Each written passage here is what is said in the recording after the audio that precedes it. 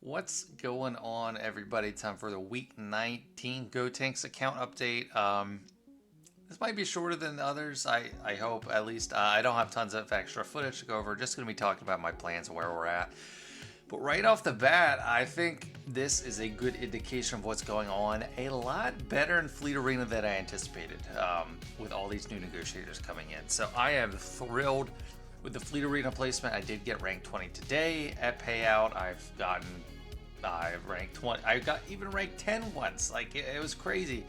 But I have not missed crystals at all. And even in Squad Arena, I slotted in Rex instead of Mace. Now it's a complete Frankenstein team. Only 2 touch points of kits between Palpatine and Darth Vader. But Rex adding that AoE days mainly, and then the offense up really helps this team take off. Because if I'm facing a counterattack team, the AoE days really helps Anakin go to town. So even in the top 200, which doesn't seem like a big deal, but we're getting 100 more Squad Arena currency a day. And then Fleet is just awesome. So let's start with that. Let's start with looking at the fleet and the plan for that. Because I am very close to Negotiator. I guess that's not the easy way to find it, but I'm close to unlocking Negotiator. I like at the end of this week, or like whenever we get TB rewards, I'll be able to unlock it.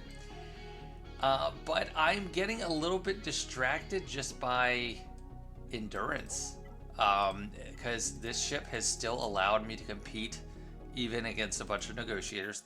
They're not all using like the best lineups, and the ones that do use the best lineups, it is hard for me.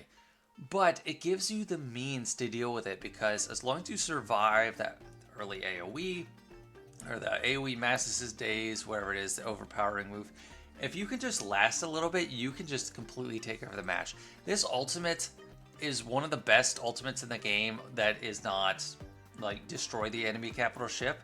It just does so much. I mean, all the protection up for 3 turns. You can be on death's door with everyone, completely turn it around. And then the only one you're really worried about is like Boba Fett with Slave 1 hitting under protection.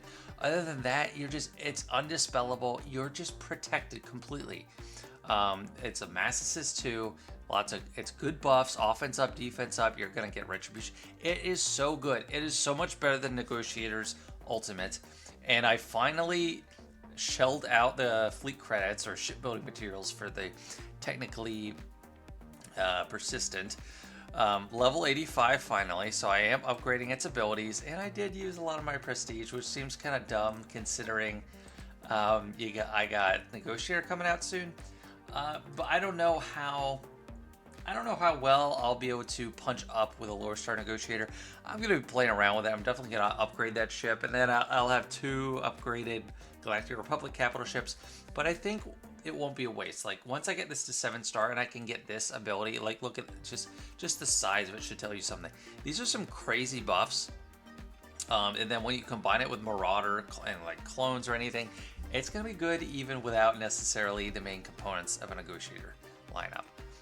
So in Squad Arena, I'll be able to be a switch hitter just depending on what's needed. But I'm getting really used to this ship, and it is really strong. The Valor, there's so much control. The Force Taunts, the Valor, and then the ultimate is just amazing. The rest of fleets, I mean, TIE Advance is coming along so fast, like faster than I can even keep up with it, because I'm not giving out the shipbuilding materials, fleet credits to that. I have an R3 Ahsoka now, so I got her to Gear 13. So that's 2 relic pilots I have, and then 5s is pretty close to Gear 13. I don't know if I'm going to pull the trigger on that, but it would be great on defense too, like for my Bad Batch is how I'm using them on defense right now. Just kind of like a wall for that team. The Rebels, yeah, I mean, Chimera's coming up, but I'm not that concerned about getting it. Houndstooth coming right along. I got a 5-star Houndstooth and a 4-star Bosk. I got Bosk Zeta. And this ship has been what's made me able to compete in Fleet Arena against Lightspeed bundles. Because even though it's like weaker compared to others on offense, it still works just as well. Like they're not intelligent enough to get around it, and yeah. Bad Batch, getting close to the point where I'm going to be willing to use Chirotex on them. But for right now, I have another plan for that. And then another little thing with ships, which I don't talk about a ton. Like I don't really talk about it in any other videos aside from this just update series. I've gotten all the top abilities on Anakin Starfighter. They require those yellow ship Omegas and they're expensive. I'm starting to work on Ahsoka now. I just applied this plus 30% damage on this ability today. I'm low on those mats. I have one right now, even low on the purple ones. But just being able to fully upgrade those abilities is quite nice. And then for characters, for the actual development, for the Gotenks, I don't know if I'm going to gear 13 like Mace Windu or 5s. I have Mace Windu gear 12 now, so that's nice. I don't know if I'm going to gear 13 another character before I just start giving out Gotenks to some gear 12 characters, because I have enough of the dark side Gotenk. Getting there on the light side again, like now that I have Grand Arena currency, and then like whenever our territory wars give Gotenk now, because we're in the 170 million at least bracket.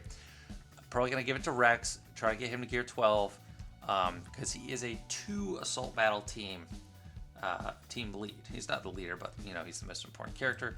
I already talked about that last week. Need to work on Phoenix. The rest of them are gear 10. So we'll see what we can do once he's actually at 7-star. That's the bottleneck right now. 34 shards to 7-star on Captain Rex. So I am thrilled with that. That is awesome. I got Nihilus just up a little bit so he can kind of gear 8, so we can like have more than so we can take 1 or 2 hits or something and survive. Might be using him with Palpatine in Great Arena. And people have rightly pointed out I need to stop using TIE Fighter Pilot and just use Mara Jade. They say farm Mara Jade. I'm not really gonna farm her. I could, but she requires, it's like, I don't know, it's just a note. I don't feel like I'm not gonna get her to 7-star very fast. It's gonna take forever. I probably should farm her.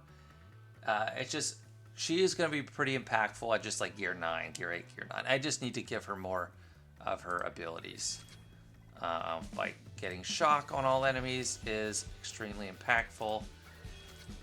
And then this one, it already starts with the right stuff, so she's not a damage dealer. I mean, maybe I'll want to get to the Omega on that, but like this is my bottleneck. Look, I have 9 of these. It's gonna take a lot of time. Ooh, yeah, this unique is good.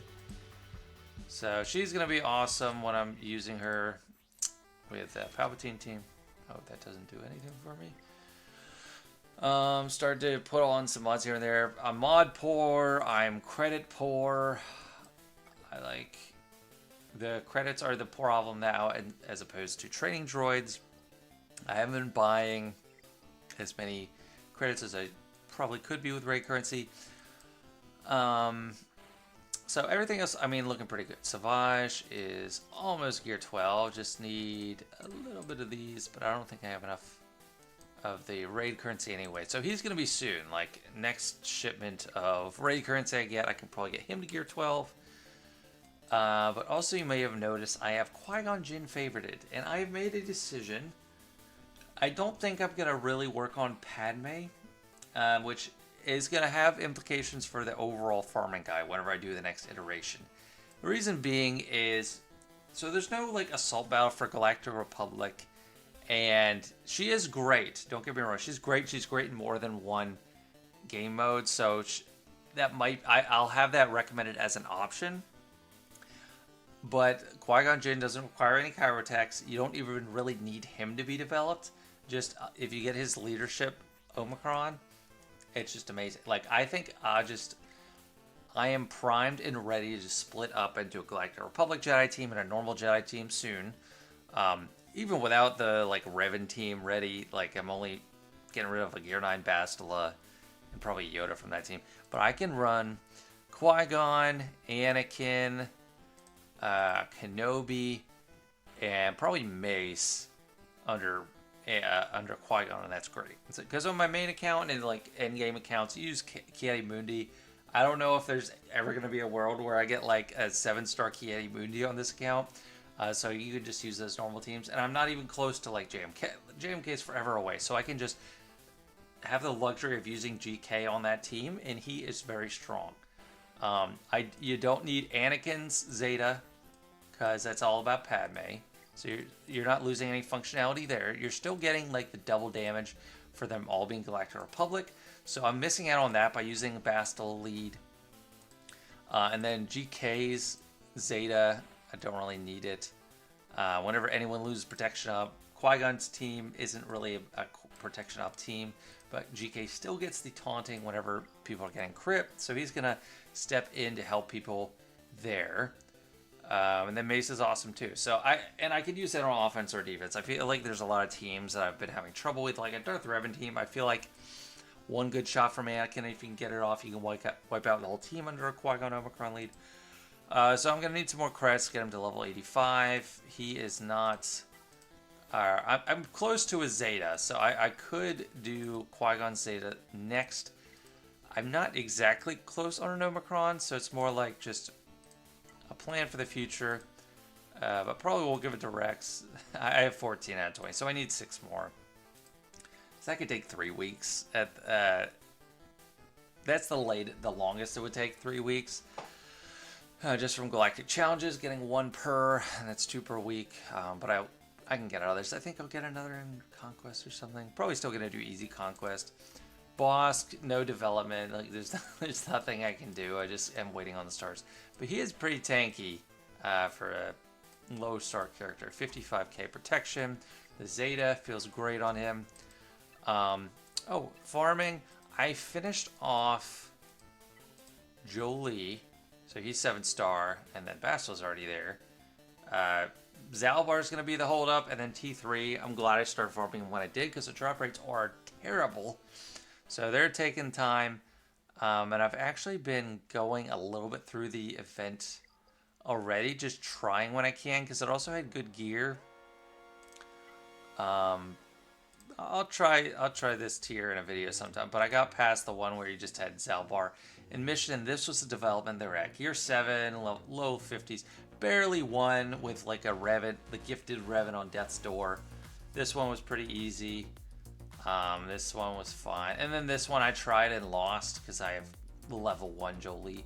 Jolie is someone I'll need to give resources to at some point. And then there's just 3 tiers. So the last one's the only one where you actually need 7-star, but it's a 7-star unlock. So things don't really matter until you get there. But I can get primed and ready. And then the Padme, I have Padme unlocked, but I don't want to like get her to gear 8, be stuck with Chirotex, and then just not do anything. For the farms, I reordered them in order priority. Before, they were kind of in a random order, but visually this just shows you what I'm farming first throughout the day. So like I moved from Bosk over to Zalbar, then Star Hunter going through here. Jango Fett is 7-star. Gotta keep farming him for Houndstooth. Bosk and Houndstooth are the top priorities, and then Rex. I'll hit his node twice. Wrecker for the Y-Wing, Zalbar, and then Bad Batch is getting close to. So like things are coming, a lot of things are coming to a head. So there's gonna be a lot of stuff I'll be at liberty to farm. I added Queel as number 10. I haven't been able to get to him yet. And it's not about Queel that I'm farming, that I want to farm. I want to farm the bomber, and I've had a lot of people say, "Oh, the bomber's so good. Like you should have used it. It would help you in the dark side ability match challenge, ship material ability match challenge." But it was just too slow. Like I still would have gotten that challenge done after I got it done the way I did it before I would have with this, just because it's so slow to get. Like single hard node farms take forever. But that is on my radar. Mark Jade, I talked about. Nihilus I want to farm, even if I don't have Trey yet, and I'm not necessarily farming Scion. I can run him with Palpatine, and he's going to be good in the place of Power Assault battle. Echo, although I don't necessarily need Echo. I don't need a 7-star, and he's not part of the ship. But yeah, Piat 21 of 85, Dark Trooper. I really drag my feet on Dark Trooper, but like these are all high energy nodes. 100, 100, 100, 80, 80, 80. So they take a lot of energy. So I'll be glad to finish a few more and then move on to other things. Cantina, not really farming things with characters with currencies right now. Let me hop over to the currencies. So with Cantina, I need to do Qui-Gon soon. Just get him to 7 stars so he's a higher base offense. But I've been buying the shipbuilding materials. This, just buying what I need. Prestige with this. And Galactic War, I'm farming the ships that are kind of important that I don't have finished. Biggs is almost at 7 star. Not really anything else I'm keen on farming in this store right now, although I am really happy that they just keep moving Night Sisters in here when they add a new character to Cantinas, because that's really nice. I mean, Acolyte, Zombies, Spirit, like you could farm a lot of Night Sisters in here. It's awesome. Not buying any mods. I do not recommend that at all if you're a newish account at all. But yeah, I'm getting... There's not too much I need to farm with this, so I'm close to a point where I'll just keep a few hundred on hand and then just be buying the Zetas. Shard Shop, you know, I don't get a ton, but I'm getting there with it. So a lot of things are happening. So I think that's most of my roster plans for now. Just taking a look at Fleet Arena. I am ranked 26 right now. I fell a few ranks since the beginning of this video. But yeah, so I'm normally looking at a lineup of negotiators. This guy is not on the up and up. This is a player that has bought previous late speed bundles but didn't buy the negotiator one. I'm able to beat this player pretty often, and that's actually where I was at. Nomi Crowd Squaller. This person like attacks me. Like whenever I attack them, they attack me back. If I need to climb to the next threshold, like if I need to hit 20 a payout, I'll do it within 5 minutes because I know this player is just constantly on it and attacking, which is not usually the case. And this is over here. This is a great lineup. I mean, at least for the development we're at, like late game, you know, you want the bomber. These people don't have the bomber. They just have boss. But that's a good, I mean, it's amazing tank. So that's a good lineup, and it's kind of hard to deal with. I think I may have won one of these, but it's not very consistent. And then some people run wonky lineups like this, like TIE Fighter Pilot and Clone Sarge. Like, it's not really... And I pick on those people. I try to climb off those people. There was another person that starts Plo Koon. Name is Zeus. But they're able to climb. They're always an 18 for some reason. But yeah, they're starting Plo Koon. I pick on this player when I see them. Because Plo Koon's main value is as a reinforcement. Amazing reinforcement ability. That's being wasted. Not adding a ton at the beginning. That's not great damage. But yeah, so it's not terrible. It's not like... I am just getting shoved to the depths of, I don't know, of the Fleet Arena. Things that I still don't think I have like an answer for: Millennium Falcon, and then the people that actually like have a good negotiator lineup in. Like this is another lineup that is pretty strong, like against what I have right now. All of these characters are gonna assist in the beginning because they're Galactic Republic and they all do decent damage, and that's gonna wipe me out. So.